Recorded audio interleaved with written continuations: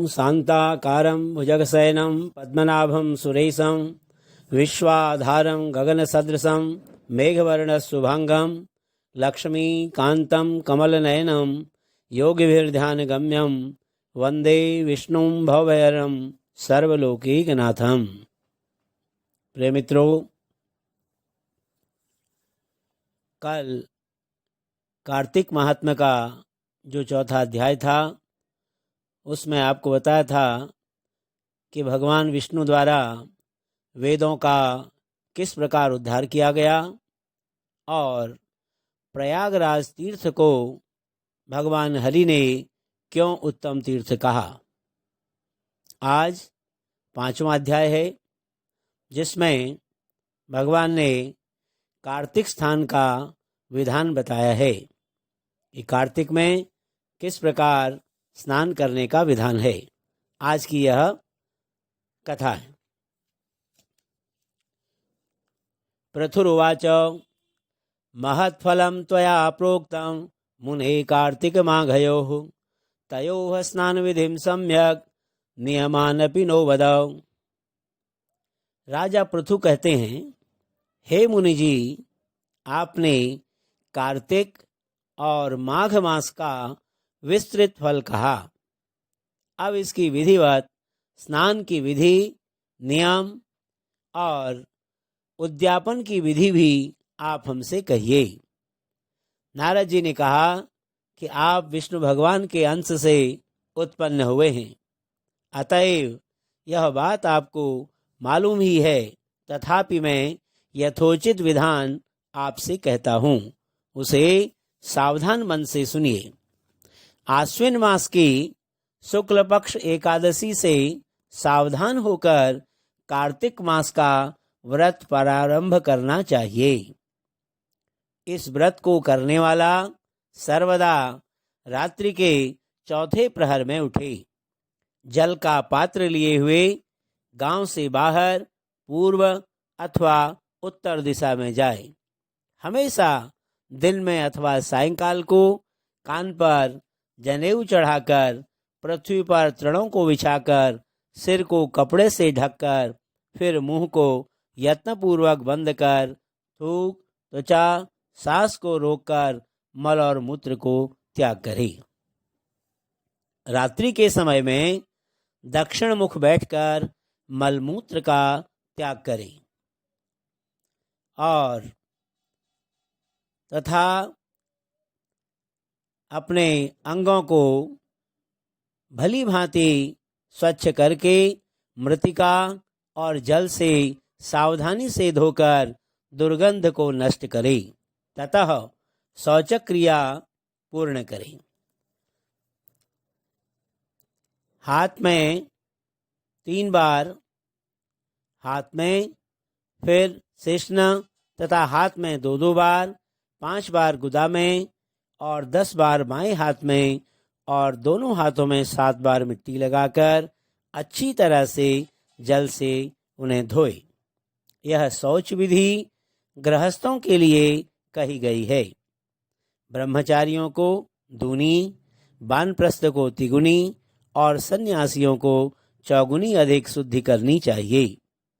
जो शुद्धि की विधि दिन में कही गई है, उससे आधी शुद्धि रात में होनी चाहिए। इससे भी आधी आतुर और इनसे भी आधी विधि यात्री को करनी चाहिए। शौच कर्म से रहित मनुष्य की समस्त क्रियाएं निष्फल होती हैं। जो मनुष्य मुख शुद्धि यानी कि दातून नहीं करता, उसके सब मंत्र निष्फल हो जाते हैं। अतएव दांत और जीभ को यत्नपूर्वक स्वच्छ करना चाहिए। हे वनस्पति, तो आयु, बल, कीर्ति, तेज, प्रजा, पशु, संपत्ति, ब्रह्म, ज्ञान, बुद्धि, विद्या हमको दे। यह मंत्र पढ़कर दातून वृक्ष से ग्रहण करी। यह मंत्र कहकर दूध वाले वृक्ष से 12 अंगुल दातून लाकर करे तथा श्राद्ध और व्रत के दिन न करे। प्रतिपदा, अमावस्या, नवमी, षष्ठी, रविवार, चंद्र तथा सूर्य के ग्रहण में दंत धावन नहीं करना चाहिए। कटीले पेड़, कपास, संभालू, पीपल, बरगद, रेड़ और निर्गंध वृक्षों की दातून नहीं करें। तत्पश्चात फूल, माला, चंदन, पान इत्यादि पूजन सामग्री लेकर प्रसन्न मन होकर भक्ति पूर्वक विष्णु भगवान अथवा शिवजी के मंदिर में जावे। वहाँ देवताओं को अर्घ्य, आचमनी आदि वस्तुओं से अलग अलग पूजन कर, प्रार्थना तथा प्रणाम कर, नृत्य, गीत आदि मंगल कृत्य करे। फिर ताल, वेणु, मृदंग आदि को बजावे, गाना और नर्तकों के साथ नाचे। फिर माला, चंदन, तांबूल आदिकों से उन गायकों का भी पूजन करे जो गाने आए हों, क्योंकि देवस्थान में गाने वाले भी साक्षात विष्णु भगवान की ही मूर्ति हैं। ये लोग सतयुग आदिकों से विष्णु भगवान को तपस्या, योग और दान द्वारा प्रसन्न करते थे, किंतु कलयुग में अनुराग सहित भगवत गुणगान ही भगवान को प्रसन्न करने के लिए प्रधान माना गया है। हे राजन, मैंने एक बार विष्णु भगवान से पूछा था कि आप अधिकतर कहाँ रहते हैं। यह सुनकर विष्णु भगवान ने कहा, हे नारद, मैं वैकुंठ में अथवा योनियों के हृदय में भी नहीं रहता, अपितु जहाँ मेरे भक्त मेरा गुणगान करते हैं वहाँ मैं अवश्य रहा करता हूँ। जो प्राणी चंदन, मालादिकों से हमारे भक्तों का पूजन करते हैं, उनसे अधिक ऐसी प्रीति होती है, वैसी प्रीति मेरे पूजन से भी नहीं हो सकती। जो मूर्ख पुराणों की कथा तथा मेरे भक्तों का कीर्तन सुनकर उनकी निंदा करते हैं, वे मेरे शत्रु सदृश हैं। शिरीष, धतूरा, गिरिजा, चमेली, केसर, कंदार, मंदार तथा पैतल के फूल और अक्षतों से विष्णु भगवान की पूजा नहीं करनी चाहिए। उडल, कुंद, शिरीष, जूही, मालती, केवड़ा के पुष्पों से शिव जी का पूजन नहीं करना चाहिए।